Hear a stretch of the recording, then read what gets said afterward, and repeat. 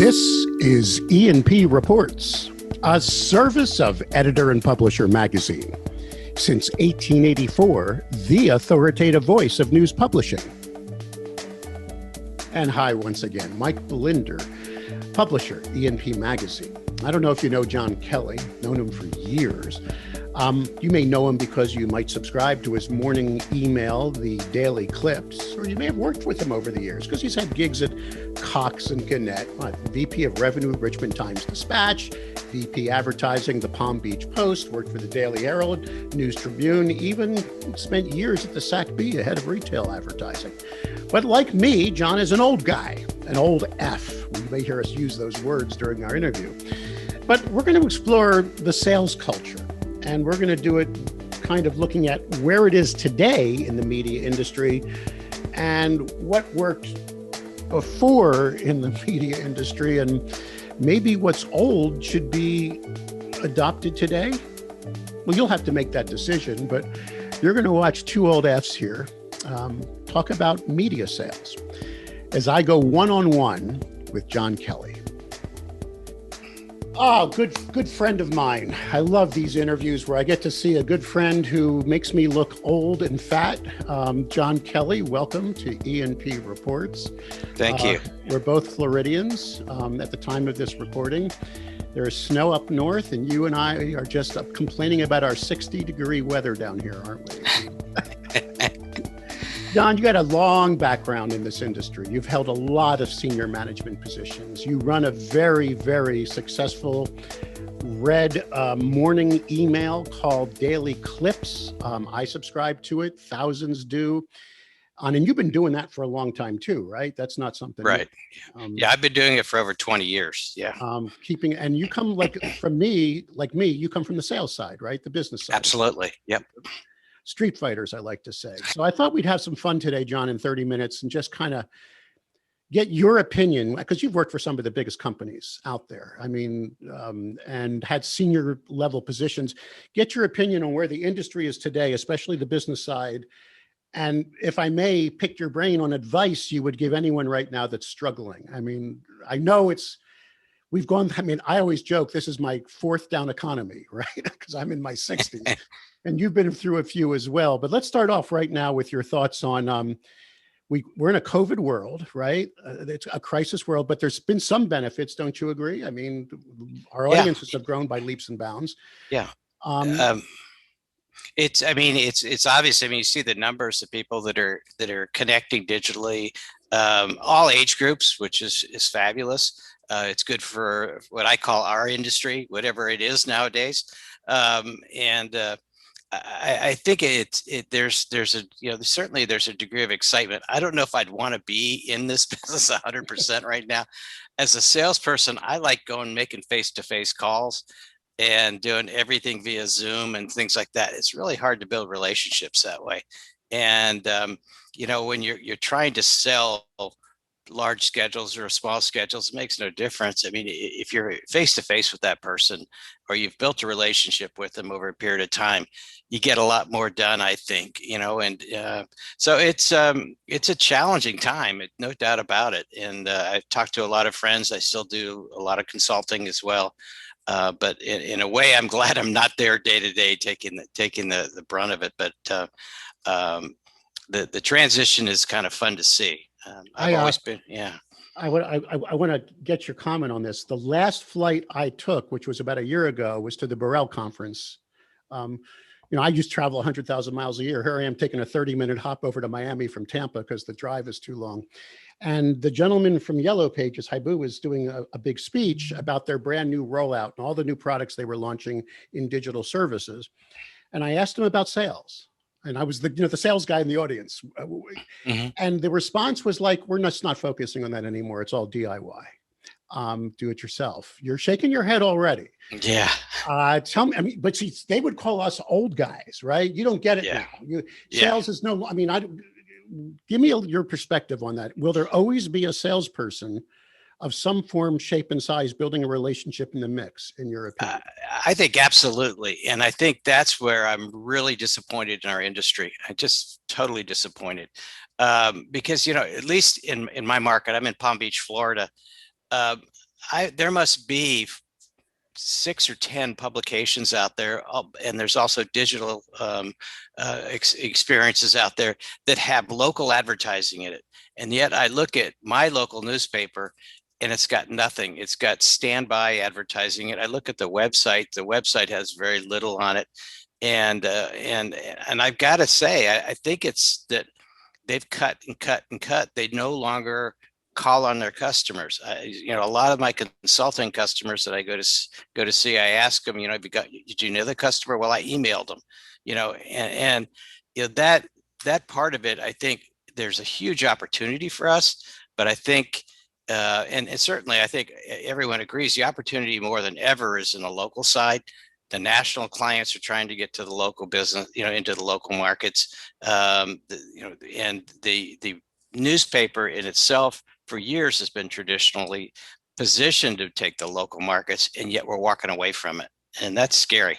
Well, it's interesting you would mention that, because I remember doing a paper on this. I wrote it for INMA because in 1 month I worked with you when you were at a TV station in Palm Beach, correct? You were. Well, I said Palm Beach Post. Yeah. Uh-huh. You were at the, excuse me, I worked with you at the Palm Beach Post. Yes. And I worked with a TV station there. At the same time. Right. At the same time. You let me do that. Now I remember. Yes. And the TV station sales team was 7. And when I worked with your sales team, it was 47. Yes. And see, that's the thing because I was in radio and TV before I got into newspapers, and the teams are smaller because they tend to be more transactional. They go for regional business. I'm not against selling agencies, but I don't think you sell an agency, you negotiate with an agency. Right. The sales process is a direct tie to a business decision maker. I mean, I know you agree with me on that. Mm-hmm. The problem is every report you read from people like Gordon Burrell or Kelsey is all the opportunity is local, right? Most businesses. Absolutely. Yep. Why is it then that media companies say it's too much trouble? We're just going to do it with a call center. We're going to do it by email. We're going to automate the process, and we're just going to go after the big fish. Why is that become the new, in your opinion? Yeah, I mean, I think we've got the larger companies, whether the equity firms or whether it's a larger, and I'll use the name Gannett and things. And I worked for Gannett for a period of time as well. And they want a fast buck, they want a quick turnaround, and they're not willing to invest in any kind of a solution. The thing that I find is really hopeful is you've got a lot of the smaller, or let's say family-owned newspaper groups or media groups that are still out there. The Walter Husbands out there, of the world. You got the Forums, you got the Adams, you got Blade Communications, Pittsburgh and Toledo. They've got some other things going on that are challenging, but they come up with some very, very sophisticated, digital solutions, and they're good at it. I wish they could get by some of their other hurdles, but focusing on local is what those guys do best, and they're able. And if they put an initiative out there, they'll ride it for a while. With some of the larger companies, if it doesn't turn the corner in a period of weeks, they can it, or they're not even willing. If the ROI is not there within a few weeks, they can it. They don't even consider it. So. Well, the obvious that makes it tough. The counter to that, and I still consult, as you do. I mean, E&P has been definitely a great ride. We're definitely turning it around, but I got to still make some money on the side. And what I hear is I can't get anyone to want to sell for me.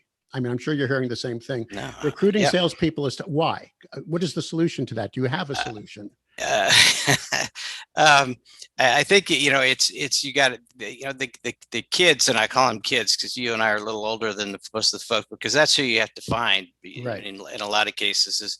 But they're in it for themselves. They're not looking for 30-year careers. I mean, nobody works for anybody. I mean, whether it's in the media business or anywhere else, they want to make a quick buck. And the thing that is very frustrating is that they want to come to work probably a half hour later in the morning than you told them to come to work, and they want to leave the half hour earlier than you're supposed to stay. So they don't want to work real hard, but they're going to get paid real well. If you pay them well and you find some real, what I call gunners, they'll be with you for a couple of years, and at best, if you could develop them, and then they move on to something else that pays them. But you got to pay them, and we have not been an industry that's been willing to pay people. Yeah. On all sides, and it's the accountants get involved in it and things like that. We like a product that you come out with, you got to be willing to stick with it and let it mature. With salespeople, you got to pay them well and let them mature, and they'll, as they get better, they'll stay with you. I always say that if you want to have the sales process ensue with a local business owner, you need to have a human being that understands business that Yes. makes the appointment. If it's someone who's just going in to sell a commodity, the sale will never happen. So you need mature people. Yeah. You need people who have some entrepreneurial background. I can train anyone how to sell an inch or an impression. Do you agree? Yeah. But how do you train for that empathy, that level of, because they know they want to do business with someone who understands business, right? And that's what you got to find. And it costs even money. even pre-COVID, I mean, newspaper salespeople, because we didn't pay well and we had a lot of churn. You go out and you call on a customer and you go, I see my newspaper, rep. They come every time they've got a special that benefits them, benefits the newspaper, but doesn't do me a whole lot of good. And they're selling me that, but they're not trying to help me and my business grow. And, the thing I focused on my whole career is programs that make the cash register ring. If I can make the cash register ring, I'm successful. And that guy will buy, or that business will buy a lot from me, and they'll trust me down the road. We don't do that. And we haven't learned that. There's some folks that have, but by and large, we haven't. We are way up on advertising revenue in E&P, and people ask me why, and I say because I don't sell ads. I just don't even know what an ad is. We tailor everything to the customer, and it's all about lead generation here, right? You have to help the vendor find a lead. It's all about, do you want to do branding? Do you want instant return? We have both. We can do, you got to teach the advertiser and take them through the journey of what advertising is. You just don't walk in and say, here, I got an ad for you. Do you want to buy it? And so what do you do with the media companies now that, actually I know some that say, if it ain't 10,000 a month, don't go after it. Is that there's no hope in that? No, I don't disagree. Do you remember going back, the term "you live and die" by the majors? Yes. Yes. Well, guess what we're doing? We're dying because the majors aren't there anymore. You don't have page after page at Macy's or Dillard's or anything else like that. You've got to grow your small businesses. And I'm sorry, but what they're saying is you've only got, let's say if I had 40 some salespeople at the time I was at Palm Beach Post. I don't know what the number is today, but I bet you it's less than 15. They can't cover the geography that's there. So the commitment has not been made to cover the geography to go after that less than $10,000 account. But I could sell a lot of those guys, and I can sell a bunch of them a whole lot faster than it's going to take me to try to recover a Macy's or a Dillard's or something like that, who aren't coming back. They've gone off and done their own thing. And because I think we fell down on the job, and we didn't keep the audiences up. We didn't keep our circulations up. Our digital audience is growing certainly, but collectively we're not doing the job we need to do for those folks, and we're not getting the performance we need for people like Macy's. So we've got to focus on local, and we've got to become a local central for the other thing I'm very frustrated with is we have so much opportunity in recruitment, local, automotive, local, real estate, local, that if I'm looking for a job, I'm not looking for a job in San Francisco right now. I want to find a job that I can stay in the same bed in the same house I'm in, roll out of bed and go to a new job that's relatively close. If I have a concentration, I have a good penetration of local jobs on my website, and then I'm going to be successful. And if I put that together in a hub where I've got healthcare, I've got employment, I've got automotive, I've got real estate, and I'm at a central point, I could do that. We've gone off and created the cars.coms and all the other things that drove people away from our sites more than they kept them in. So you're bullish on verticals. You would stay in the jobs, homes, cars, and stuff space. You would just make it very, very hyper local. I would. I'd centralize it in a hub, so that I'm constantly exposed to those verticals as opposed to only going to that vertical. So I would go to whatever the ABC newspaper site, and I have my options of local news, local whatever. But if I'm looking for a tire place or if I'm looking for a dentist, I can get it at one point, one place, and I don't have to search for 5 different verticals to get there. I agree. I actually, I launched a jobs vertical at E&P, and we're seeing 25% growth every month. But God forbid, I have a salesperson that's doing outbound selling, as opposed to just. I mean, so the other thing you have to do is you have to develop relationships with the realtors. God forbid, right? Rather Yep. than making it inbound. Or I guess we always did treat automotive as a display customer, didn't we, as an industry? Yeah, I mean, it's gone back and forth. Some companies called them classified, even though we let them run forward the newspapers. And I mean, Right. that was a stupid thing. I mean, Yes. it was just plain stupid. But I worked with the newspaper in Charleston, West Virginia, before they went bankrupt. Hopefully not because of me, but we actually created but it never launched because they went bankrupt right before they could get it going. But it created a statewide automotive website getting the newspapers together, and did the same thing for recruitment, where the newspapers would own it. And it's small. I mean, West Virginia is a small enough of a state that you could do that, but in other areas you can do it just within your regional geography. Huge opportunity, but you don't have the feet on the street to support it.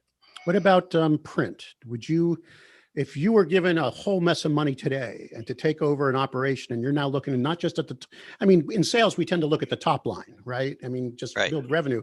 Would you be printing still 7 days a week, or would you be considering, like they did here in Tampa Bay, cut back on the frequency?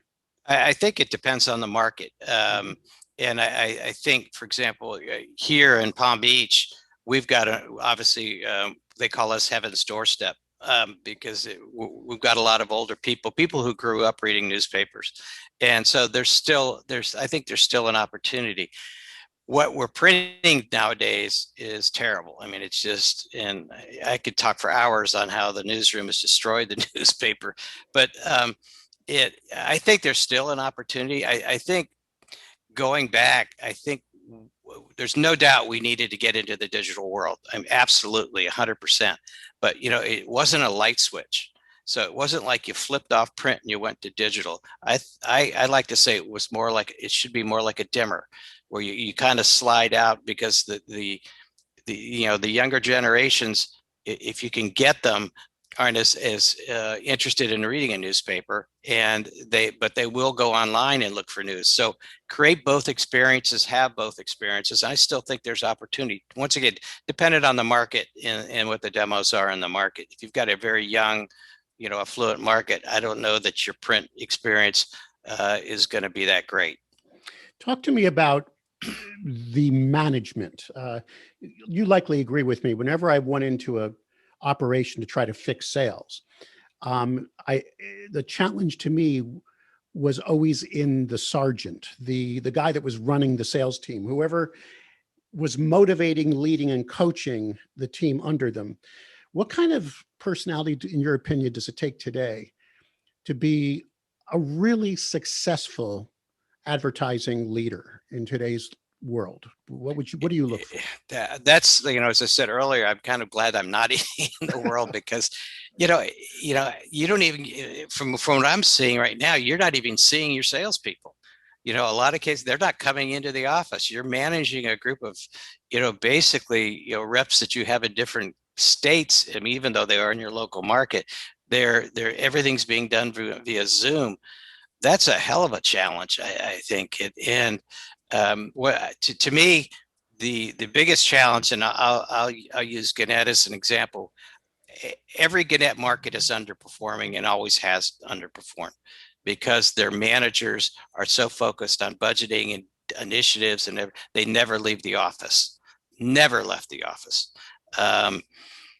And there's not a Gannett market in the country that is not underperforming, because they're so tied up in the paperwork and the numbers and whatever else corporate wants. If you can get out on the street with your salespeople, that's the way to do it. And that's where your good sergeant does it. And it's not every day, but it goes out. You've got to give them that one-on-one time. and you can't do it in the office anymore because No. in a lot of cases the office doesn't exist. And so you got to be out there and you got to be on the road. I don't think we're giving them the tools to be able to do that.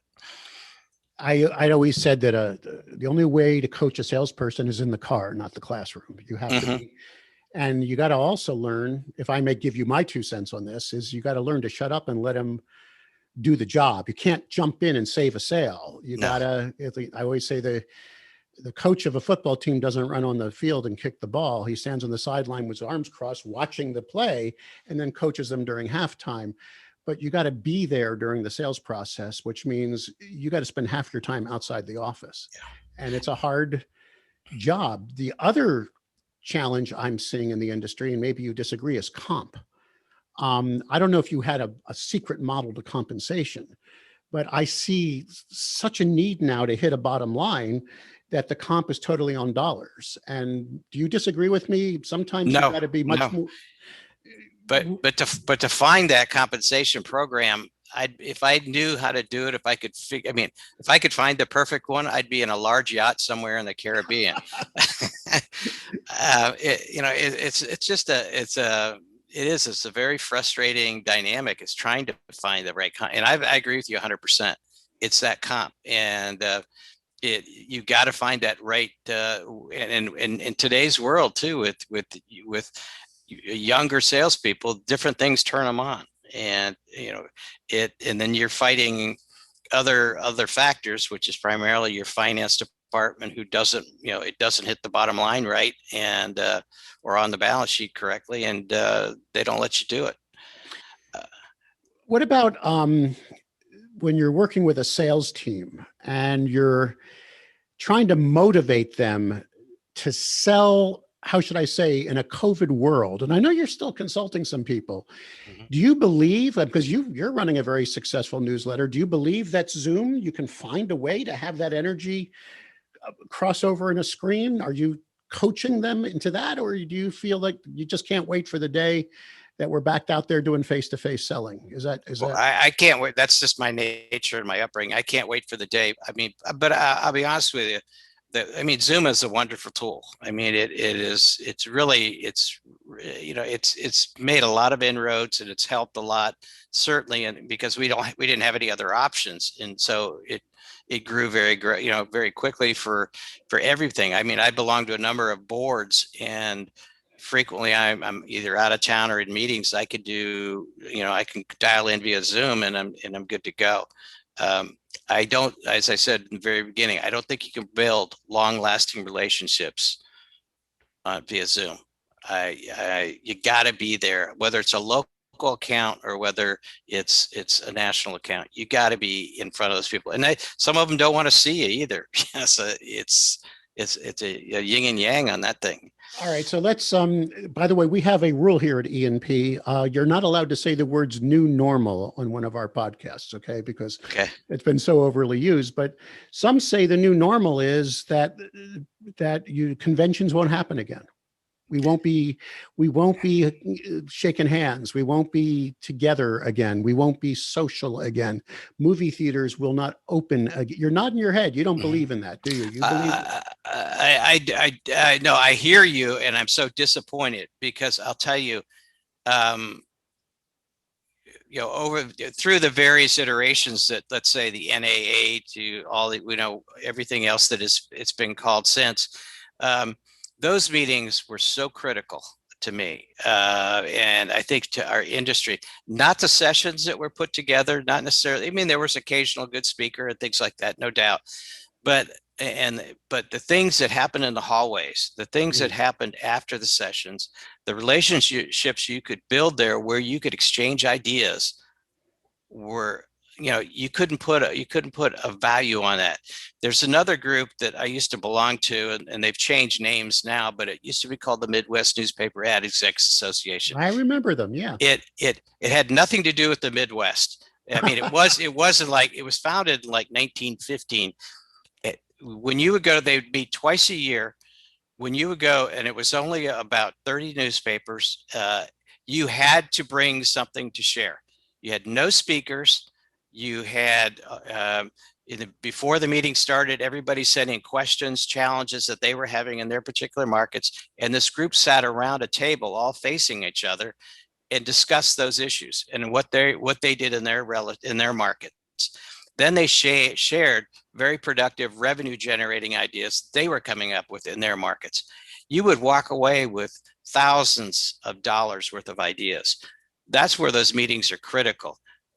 By taking everything and having meetings just for publishers, that makes no sense. Half those guys can't balance their own checkbooks, I think. And do no, I'm being biased, but they come from the newsroom side by and large, and they don't get it. And you need to have salespeople feed off each other. And if you can create that, and that includes sales managers and VPs of advertising, they need to grow. And there's no way they're going to grow. If you have a company conference, that's incestuous. There's nothing growing there. It's the same crap that's been going around all year. You need to have that cross-pollination. And, but on the sales side, yes. And it's, as soon as they slash budgets, the publisher's the one that's going to the meetings, and the sales managers aren't getting They're out. staying home. Yeah. They're staying home. And that's where, I mean, Burrell and others came up with it, and you had Centro, you've doing it for a while, and those at least created that cross-pollination in it. I think we're going to die on the vine if we don't cross-pollinate. You realize, of course, and that there's a bunch of people listening to this and viewing this who are saying these are just two old farts, excuse my French, who don't understand the new world. Why don't they just go retire and get out of this industry? They do, because they just want to slash and burn. It's bottom line. You're talking about the hedge funds. Sales is too expensive. It's a necessary evil, if you know what I mean. That we're going to look at Google and Facebook, all DIY money. Why can't we go DIY? What do you say to that person who thinks you and I are just too old? You know, I wrote the book in 2008. That was 12 years ago. What do you say to that person? Well, I mean, first of all, you really have to ask them what their mission is, what their ultimate goal is. I mean, is it a real estate play and they really don't care? Is it an ego play and they really don't care? But if they want to make money, and most of these guys want to make money, that's what they're in it for. Undoubtedly their backup is your real estate, but and what they could sell the assets for. But if they want to make money, if you've got some smart ones, you can talk to them, and they do invest, and they do. But there's not that many of them out there right now, and it's kind of disappointing. And you're never going to build a business via email.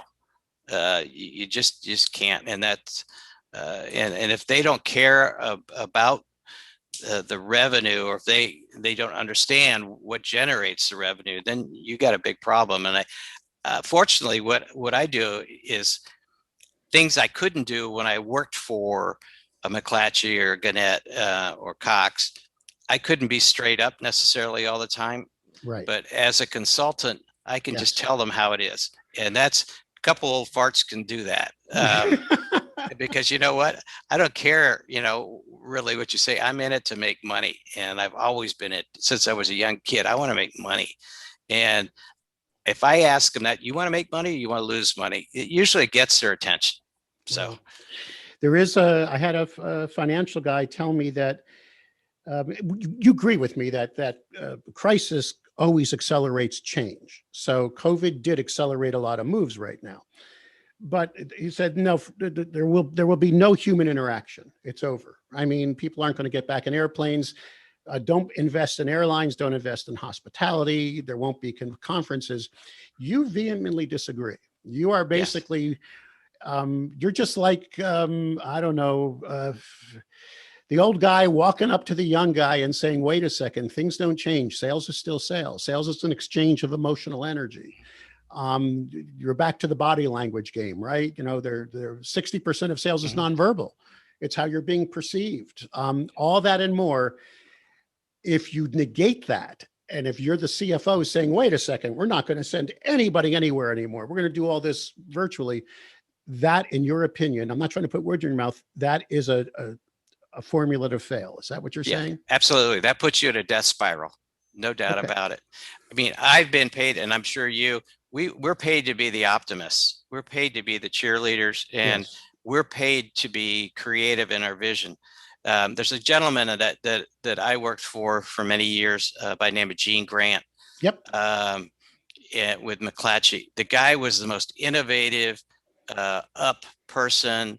We were going through multiple bankruptcies when I was in California with him.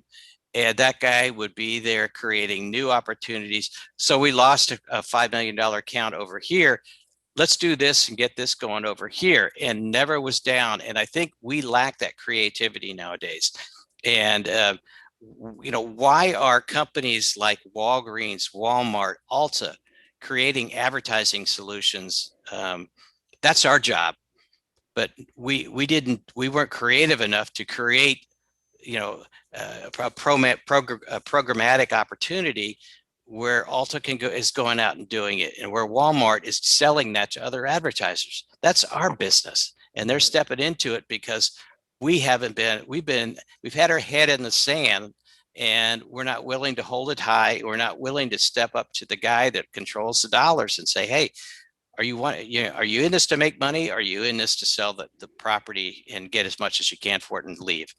And there are some of those, unfortunately. So you're basically two old whatever F's here. One of my favorite speeches I do to wake up an audience is stop overthinking, just sell audience. I mean, just take a breath. What we do for a living is rent eyeballs. I mean, that's what we do, whether they're digital or print. Get back to the basics of this thing, whether it's programmatic, whether it's social media. Stop. I used to say I didn't have to teach my salespeople how the press works to sell print. Why are we caught up in the, I mean, all garner me those eyeballs and let's get creative and help the advertiser, as you would say, make your cash register ring. It's that simple, John. Yeah, that's it. I think it is, and we've made it so complicated that it isn't anything else but we got to be able to deliver that audience, and that's the key part. Problem. And that's the key thing, and like I said, I won't go off on a tirade on the content side, but our content is abysmal. You're discussing the hedge funds and what they've done, but there's still some families out there that have ink in their veins. Yeah. There are great stories of local entrepreneurs picking up newspapers and rejiggering them and getting us back on track. So basically, it's go back to basics. Is that what you're saying? I mean, the format. Who cares about the format? I don't care whether it's digital or print. Right. And Glossy or tab. Weekly, daily, monthly, it don't matter.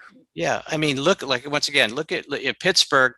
They took innovation. They created NewsSlide, a tablet solution. I mean, it wasn't unique to have a tablet solution, but their solution, what they did is local. It's local news and putting it together very effectively. Now they got to create the audience and the way you do that is through the combination of advertising but content. And when our newspapers, I don't know for what reason, whether it's, and I do know, but I'm just, if you start taking your editorial pages and you're moving them all throughout the paper so that your whole newspaper is an op-ed page, you're not going to keep people. And that's, give me the news, let me make the decision as far as what is, but just give me the news straight up. If you have an opinion, keep it on the op-ed page and you'll grow your business. But you're constantly running editorial on the front page, on the second page, on the third page, whatever it may be, and you're chasing people away because people have different views and different opinions. Yeah, there's an innovation going on the TV side. Have you heard of News Nation? Yes, we have it here in Tampa Bay. They're promoting it off of Channel 8. News Nation coming out of Chicago is, the time slot is terrible, and they're adjusting it right now. I have a good friend who's a consultant for them, and they're championing themselves as being an unbiased news. So it's right now it's kind of boring because they haven't quite figured out how to do it, but it comes on at 8:00 at night, which is kind of a dumb time slot. But I think they're going to adjust from there. But if you can focus on marrying the content that people want to or need to see, which give me the straight up on COVID. Don't give me your spin on it, and put the right advertising together, we'll grow. And once again, I'm an optimist. I think we can do it. But we're going to have to invest some money, and that's hard to come by right now. Well, to the audience, my apologies. The two old timers here, although you look half my age, sir. I'm going to move over to Palm Beach and get out of the water. Must be better there. But it's warmer. Two old guys who have spent decades in this industry are saying, stay in your lane, do what we know we do best, which is report the news and separate news from opinion. That's one of the reasons I love this industry, because that's what we're supposed to do. Get back to building relationships with those advertisers and help their cash registers ring. And we've got a bright future, but keep slashing and burning, and then we got a problem. And you called it the death spiral, if I may be so bold. Jim, if someone's interested in subscribing to your morning clips, daily clips, excuse me, yes, or just chatting with you about the future of the industry or need some help, how do they get a hold of you, sir? They could email me. We could do a Zoom. No, just kidding. My email address is jkelly@dailyclips.org. Daily Clips is free to anybody who wants to get it. Like I said, you and I were talking the other day. I've got over 17,000 folks who get it directly, plus a lot of people pass it on from there. But if you'd like to get it, I'll add as many folks who want to get it. Just send me a list, send me just your single email address, and I'll be glad to add you. So, stay healthy, my friend. Wear a mask, okay? We need you. Thank you. You as well. And you've added a lot of energy to E&P. That's great to see. Well, so, thank you. Hashtag blushing. Have a good day. Thanks. Have a good day.